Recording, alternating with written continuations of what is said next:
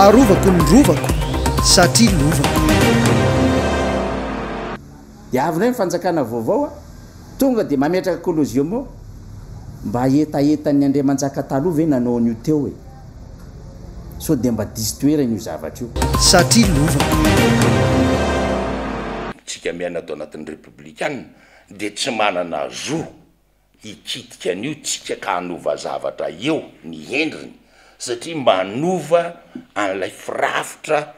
amin'ny fifandraisana amin'ny tontolo ny ainatsika le tontolo ny ainatsika zay malalaka nao anatina toetsainy zany na kolotsainy zany na fomba zany na inona ka fahadosoana angeza be ny nanaovana an'io colisée eny amin'ny rova io tena manao tafady satria lovako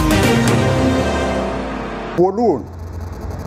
tsekenay ny fananganana io kianja masoandro colisée zay atao ao anaty rovana lalamanga io fa sady ho tafady no fanovana tantara faharoa mitaka ny fampiatona ny asa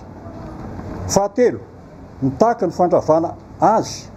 any amin'ny fotony tsy misy atakandro ary famerenana amin'ny laoniny raha sisa tsy may arahana fomba sy fanao ho fanalana faditra zay tsy maintsy hatrehny taranaka sy ny mpitana fomba satria lovako arovako ny rova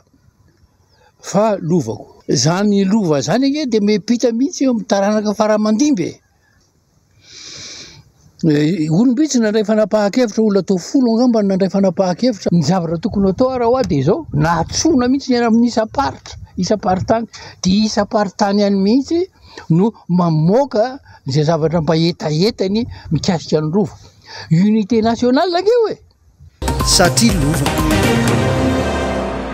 tsy any merina rery ny rova manjakamiadana fa ny Madagasikara ray manontolo kanefany a mahakasika firazanana izy io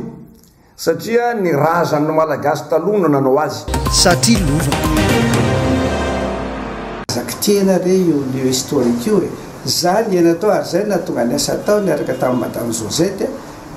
no zay samy avy amin'ny taranaka zany de hoe andao mba amboary ny tony asoava ny tony raha mikitika an'io fototra io zany ianao a dia ohatrany mikitika mamono le tantara zakitikitiany io a zay mba laza ataoko satria tenako zao a nahita zavatra betsaka atao anaty rova tao be de be ny zavatra hitako tao amin'ny alina zay tsy ino misy mpiambina matory dia misy mikapoka mamelaka tamaina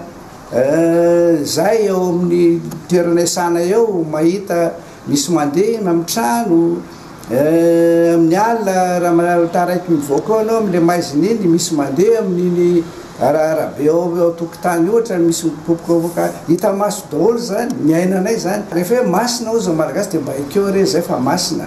satria zavatra ohatran'ireny matsy atahorana sanatria hoe manody any orinany zay vao menina tsy alofa orinandatsy satria lovako